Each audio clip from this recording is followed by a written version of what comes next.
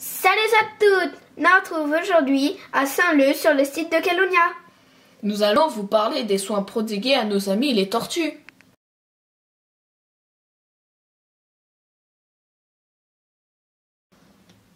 Chaque patiente a son bassin. 2 fois par semaine, le lundi et le jeudi, vidage du bassin, nettoyage de la carapace et du plastron de la tortue, ramassage et étude des crottes. Et donc ça, c'est une tortue qui est arrivée il y a peu de temps. Elle est arrivée le 25 juin. Donc ça, c'est sa carte d'identité sur le centre de soins. Donc son nom, l'espèce, c'est le nom scientifique, c'est Caretta caretta. C'est le nom scientifique de l'espèce. Son poids, donc 40 kg. Là, c'est la longueur de la carapace, mais en prenant en compte la courbe. Et là, c'est la longueur droite de la carapace, donc c'est en prenant du point A, enfin du point le plus haut au point le plus bas. Et là, la date de son arrivée.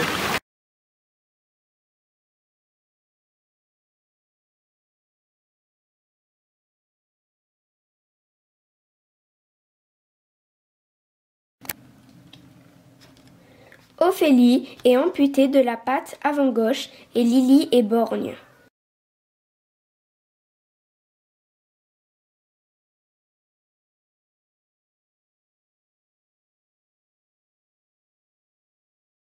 Donc là, on vient de sortir le poisson pour préparer la ration carnée.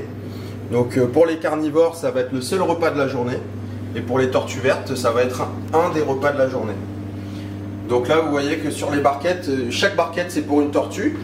Sur la barquette, il y a marqué son nom, son espèce et le bassin dans lequel on peut trouver. Là ici, on a une liste qui reprend donc tous les différents bassins avec toutes les tortues et tous leurs menus.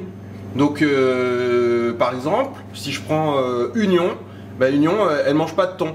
Par contre, elle aime beaucoup le maquereau, elle mange du calmar et des crevettes. Et sa barquette doit peser 350 grammes. D'accord? Donc en fait, on va maîtriser vraiment leur alimentation, la quantité qu'elles mangent. Le but, c'est pas qu'elles s'engraissent. D'accord? Et puis après, on va composer les menus en fonction de leur goût. C'est comme nous. Des fois, on n'aime pas les carottes ou on n'aime pas les tomates. Bon, ça arrive. Donc ça, c'est vraiment spécifique au centre de soins.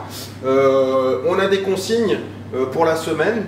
Donc des précautions à prendre pour certaines tortues, des manières d'intervenir dessus, les manipuler ou pas. Là, vous avez des courbes de croissance, par exemple, en ce moment.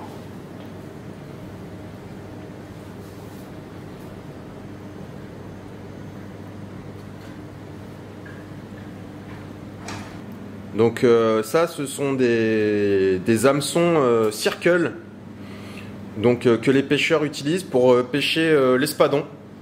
Et malheureusement, les tortues, elles aussi, elles se font attraper. Donc là, par exemple, cet hameçon, il était dans le bec, donc on a réussi à le couper avec une pince. Mais parfois, il se retrouve dans l'œsophage et parfois dans l'estomac. Et donc là, vous imaginez bien, quand il y a un hameçon avec un fil dessus, ça déchire. Seulement 2 femelles viennent pondre à La Réunion. Depuis 2001, on connaît lieu et date de ponte pour accompagner et protéger les nids. À l'éclosion, appelée l'émergence, les bébés tortues sortent du sable et regagnent l'océan. La région autorise Kelonia à récupérer les fonds de nid. Des tortues prédatées, attaquées par des crabes par exemple, ou qui n'ont pas réussi à sortir de l'œuf. Kelonia les fait grandir et leur donne une deuxième chance de vie. À l'âge adulte, les relâcher pour qu'elles viennent se reproduire à La Réunion.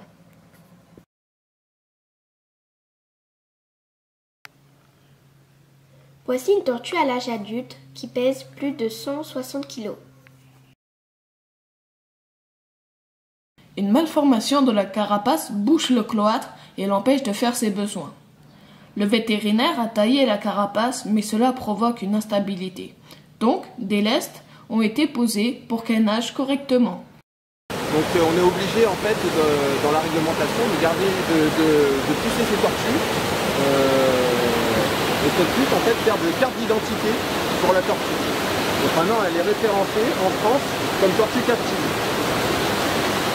Donc on a le droit de la garder parce que ce sont des animaux qui sont protégés dans le monde. D'accord? Donc on ne peut pas faire n'importe quoi avec ces espèces là en fait.